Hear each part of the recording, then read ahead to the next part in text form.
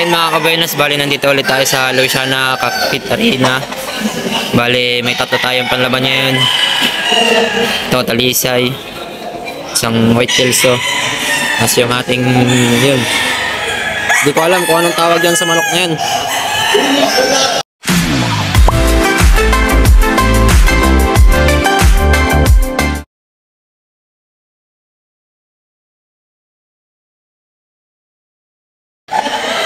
Bali mga kabuenas, ito yung first fight natin. Number 2 yan. Yan, number 2. Kasunod naman ito mga kabuenas, number 16.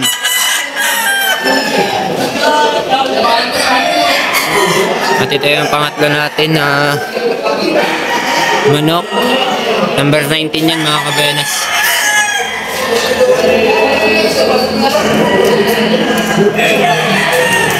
Bali mga kabuenas, ongoing pa yung pagpapanumber ng bawat fight.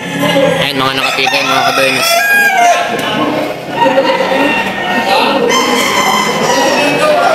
Nag-uulutan pa mga kabuenas.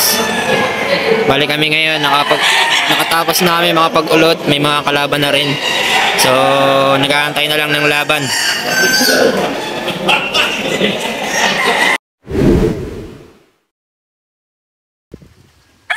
Ayan mga kabuenas, Carlos TV nga pala, nagbabalik na naman at welcome back my YouTube channel. Andito ako ngayon mga kabuenas para mag-share ulit sa inyo. Nung nakaraang Huwebes ay naglaban tayo ng 3 manok. So andito ako ngayon mga kabuenas para mag-share ng resulta, yung naging resulta ng ating laban. So mga kabuenas, tayo po ay nagkaroon ng 2 panalo at 1 tabla. So ito mga kabuenas, ipapakita ko lang sa inyo yung kalagayan ng 2 nanalo. Sa kasamang palad mga kabuenas, yung ating isang tumabla ay hindi na kinayanan at namatay na. So sa ngayon, hindi natin siya kasama o hindi siya kasama sa mapapakita natin kasi ang nangyari nun ay ibinaon na namin mga kabuenas kasi hindi naman kami nakakain ng karne ng ating mga alaga, no? So isa na rin yan sa kasabihan ng ating mga magmamanok. So ngayon mga kabuenas, ipapakita ko sa inyo yung 2 nating nanalo nung nakaraang Huwebes. Ito sila mga kabuenas.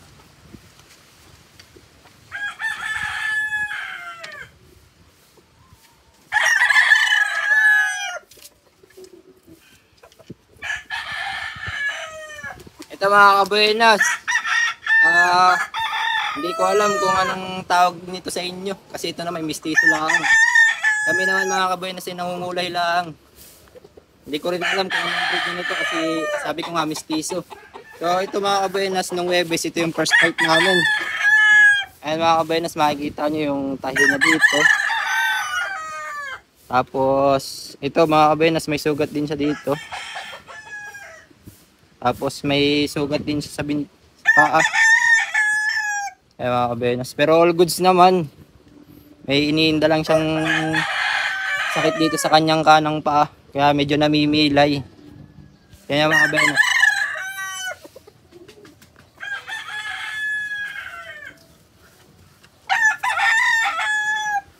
ayan mga kabuenas, ito yung first fight natin, panalo, kaya all goods yan.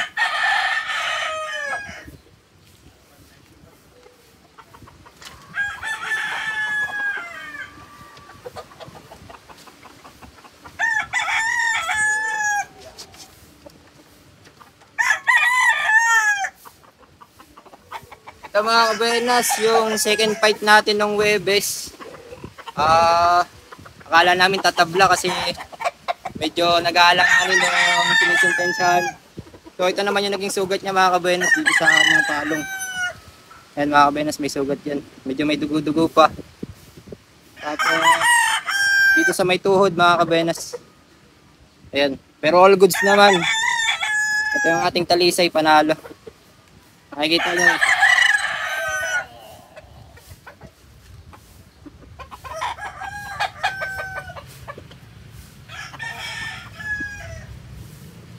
Bale mga kabuenas, ito nga palang mga mga manok natin na nailaban na nagkasugat ay tinatainan natin ng Premoxil, yung gamot na Premoxil mga kabuenas, kasi yung Premoxil mga kabuenas ay mabisa yan sa sugat ng mga manok. Nakakapagpagaling agad yun mga kabuenas, kaya kung sakali na maglaban kayo ng manok at magkasugat nanalo, painumin nyo agad ng Premoxil para agarang gumaling yung kanilang mga sugat mga kabuenas. Ayan mga kabuenas.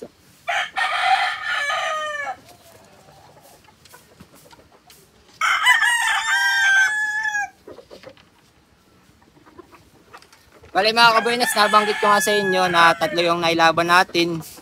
2 pagkasunod panalo. Tapos yung isa tumabla. Yung ating White Kelso, medyo mahiwaga yung nangyari nun. Kasi akala namin mananalo yung last fight natin, yung White Kelso nga natin. Kaso ayon sa sentensya ay tabla daw. So wala tayong magagawa kasi yun na yung sentensya nila. Tanggapin na lang natin. Kumbaga bilang magmamanok, may panghihinayang kasi buhay na buhay nun. Nung time na yon, buhay na buhay yung ating manok. So wala tayong magagawa kasi nabilangan na, nasentensyahan na. Kaya tanggapin na lang natin na tabla. So ngayon wala siya dito kasi may mga sugat siya na ininda. Kasamang palad, hindi niya kinaya, kaya yun. Binaw na lang namin mga kabuenas. Kasi ito mga kabuenas, yung mga nakaraang linggo, dito rin yung 2 nating nanalo. So, apat na yung nakakulong natin na may sugat. Dito sila.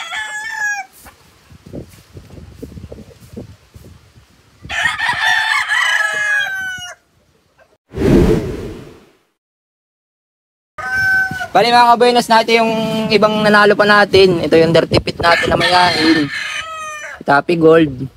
Tapos ito yung mga kapapanalo lang nung Webes, ang ating talisay. Tapos isang ating manok.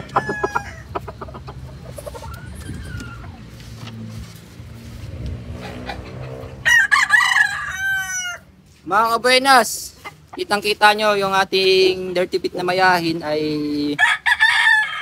na siya, parang nakaka-recover na siya kasi lagi tayo nagpapainom ng Premoxil.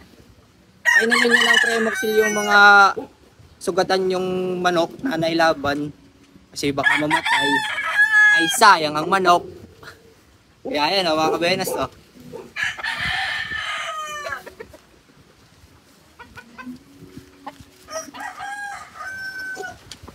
All goods na mga kabuenas. Yung mga para nilaban natin ay pinapagaling na natin sila para magamit na rin materyales sa pagpupalahi. At yung iba naman, kung kaya pang mailaban ay i-condition natin para mailaban ulit. Yan mga kabuenas.